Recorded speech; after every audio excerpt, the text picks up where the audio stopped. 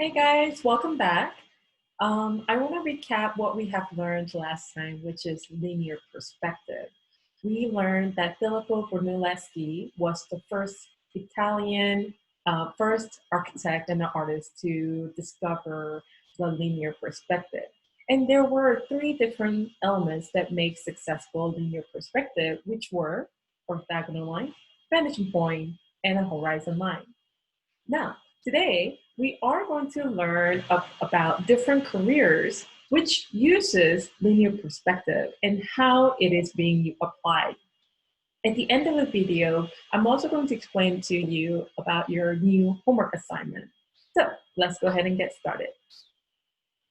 So how is linear perspective useful besides your assignment and getting your art credit?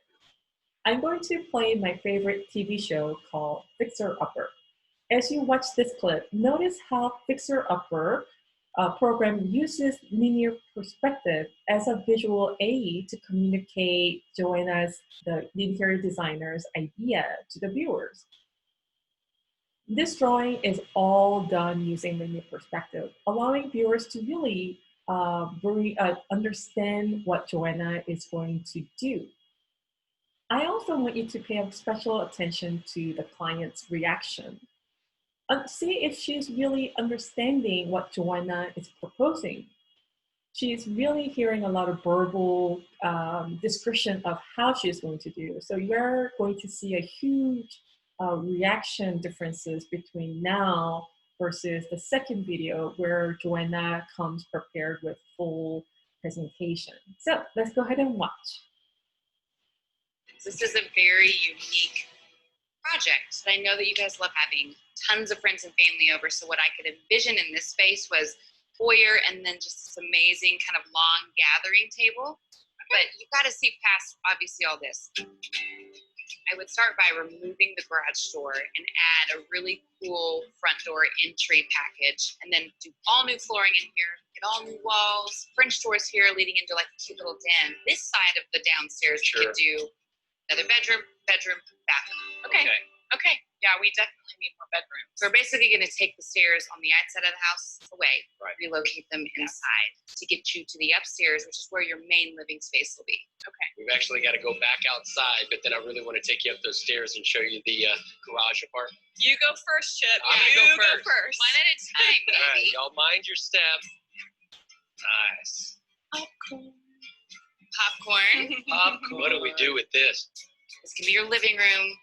I would add some windows on the front of the barn and then do all new flooring in here, new texture on the walls, remove the popcorn ceiling and add a light fixture and then some crown molding and baseboards. Okay. But I really want to show you the kitchen. So walk on this side. Kitchen upstairs, that's kind of different. Okay, kitchen. Actually, it's kind of long and narrow. So in the kitchen, I would take out this wall and extend it all the way to that back wall. Do a U-shaped cabinet layout, really cool, unique island here in the middle, all new light fixtures, new backsplash, cabinets, countertops, appliances, and then put the dining room right in front. Yeah, looks good. All right, let's go downstairs. So we saw three different one-point perspective illustrations from this fixer-upper clip. Let's see if you can figure out where orthogonal lines, vanishing points, and horizon lines are. Now, we're going to start off with this, I believe it's a living room upstairs. The easiest way to find orthogonal line is following the floorboard lines and the ceiling lines. So if we apply that knowledge here and follow my mouse here, and if we go keep going and keep meeting, your vanishing point is going to be here, and we can easily locate all the orthogonal lines, which I marked it with the orange lines. You see how orthogonal lines are drawn here. Always follow the ceiling and the floor line and other objects that you might be able to see. Now, there is the vanishing point and the horizon line right there. So if you are standing in this room and looking out the window, you are going to see the sky and the ground meeting at this point. So go ahead and do the same thing. I'm going to give you a few seconds here. I want you to imagine orthogonal line using this space, the bigger one here. Follow the floorboard, follow the ceiling lines, and see if you can find the vanishing point as well as horizon line. So I have done all the orthogonal lines for you. See if it matched what you are thinking. Here, I did the same thing here, follow the floor lines, floorboards, and the ceiling line, and that will be where vanishing point will be, and the horizon line out there. Now, kitchen is a little bit different because you're not really seeing a clean cut ceiling lights or ceiling lines or the floorboard. Instead, what you have is cabinets. I want you to use the tables, cabinet doors, and the refrigerator edges to see if you can find orthogonal line. So if you are imagining this line, you're correct. The table is a pretty clear indicator of where orthogonal line will be as well, and vanishing point and the horizon line. It's pretty easy defining where orthogonal lines and vanishing points and the horizon line will be from a photo. Now I'm going to go ahead and show you the second video. If you think back to the first walkthrough, the client was not really convinced of Joanna's idea, mainly because everything she described was only verbally communicated. There were a lot of things the client had to imagine. Now we are about to watch Renovation presentation by Joanna, and client's direction is much more positive. She's able to finally see how her house is going to look. Now, all the presentation that Joanna has done is rendered through a 3D computer rendering program. However, that program also uses linear perspective. So let's see how linear perspective is used in a presentation for interior designers. How are you? Good. Are y'all excited? We are. Super excited. You bought the barn and obviously the land for $180,000. Your all-in is $359,000, which leaves you with $179,000 in the renovation budget. Okay. So can't wait to show you what we can do. Are y'all ready? We are. So ready. Okay.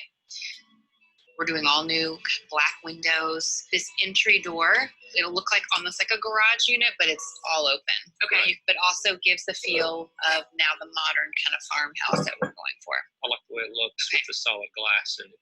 So when you walk in, this is the front foyer right here. Okay. We do some wood floors. Okay. So then this be kind of the gathering hall, basically where this is for your entertaining, as long of a table as we can fit. Mm-hmm. I love it because we love to have dinner parties. Okay. So that's perfect. Okay.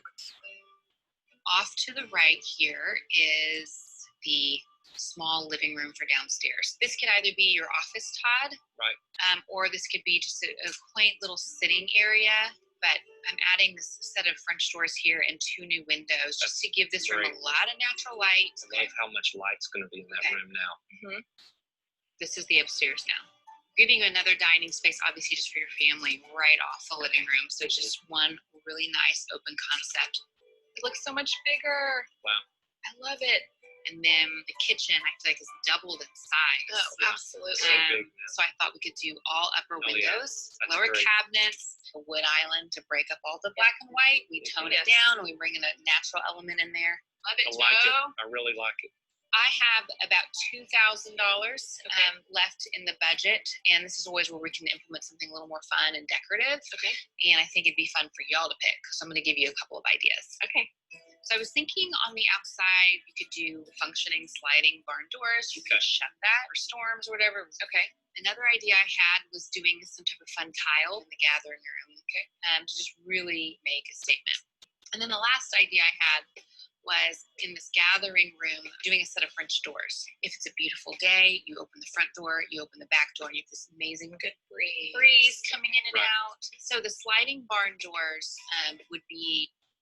So as you can see, linear perspective technique is very useful if you're in the field of architecture or visual arts. But that's not the only career which would require linear perspective knowledge. Of course, we talk about architecture and interior designer, but it's also used in engineer, civil engineering, product development, structural engineering, petroleum engineering. You have to make a draft of what you want to build for contractors, and contractors would also have to understand how to read these drafts and the rendering. So linear perspective is very useful in these fields, but also in the field of visual art, like being an artist, graphic designer, set or stage designer, game concept artist, storyboard artist, 3D motion graphic artist, or in the film production industry. All these careers benefits from linear perspective. Now, we are going to go on to our homework. I have chosen 7 of my personal favorite architects, and I have captured one-point perspective view of their buildings. What I want you to do, I want you to actually see if you can figure out orthogonal line, vanishing point, and horizon line on this photo, so that you can also not only practice linear perspective, but understand different masterpieces by these architects. Now, these documents are also available for you on Schoology, so go ahead and download it, print it out, and use different colored pen or pencils or markers to label them. Now, if you do not have a printer, that is okay, because you can complete this assignment online. And I made a quick video on how to complete your homework using Microsoft Word program. So please watch 7 Greatest Architect Homework MP4 for additional instruction, which is also available on Schoology. So this is what your homework is going to look like. It has 7 pages. But we are going to do first page together. So you are left with 6 different architects. Of those 6 different architects, I want you to look at it, find a building that you like, and I want you to select 3 architects where you're going to draw 3 elements of linear perspective, orthogonal line, vanishing point, and horizon line. And you're going to also answer question number 1 and 2. Now, let's go ahead and do the first page together. This architect is, his name is Louis Kahn, and I'll show you how to find his name after reading a description. But we're going to go ahead and find orthogonal line, vanishing point, and horizon line. So here, I'm going to use the ceiling light. If you see it, it's supposed to be horizontal, but because it's a linear perspective, it seems to go to one point, just like that. And just like that, I found my orthogonal line and a vanishing point. But I want you to have at least 10 orthogonal lines identified in this drawing, in these photos. So let's find a few more. I can see the ceiling lines here, so I can use that. And more on the floorboard as well. Just like so. If you also look at this box is also using linear perspective because it's at an angle. So we can see orthogonal line there. We just found vanishing point, which is right in the middle, and the horizon line that goes along. Notice how I use 3 different colors. I want you to actually use 3 different colors so that it's easy for me to grade. Now, this is what your document looks like. The question number 1 asks, what type of perspective view is this?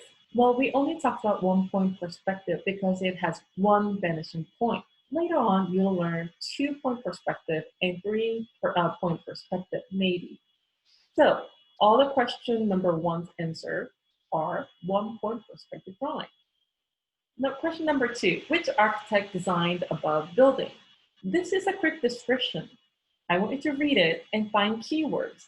In this case, I'm going to use Dayu Sahabahan, which is a national parliament of Bangladesh. So I'm going to use that because he's responsible of building that. I'm not building it, designing it. And then he also designed Film Expert Academy. So I'm going to use these 2 keywords with architect in Google search. And you're going to find Louis Kahn, one of my favorite architects, who has a Kimball Museum Art Design in Fort Worth. And I would love you to go and visit whenever all this COVID-19 is cleared.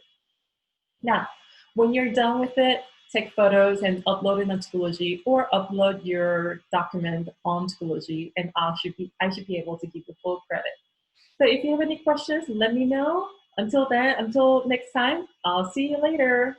Bye-bye.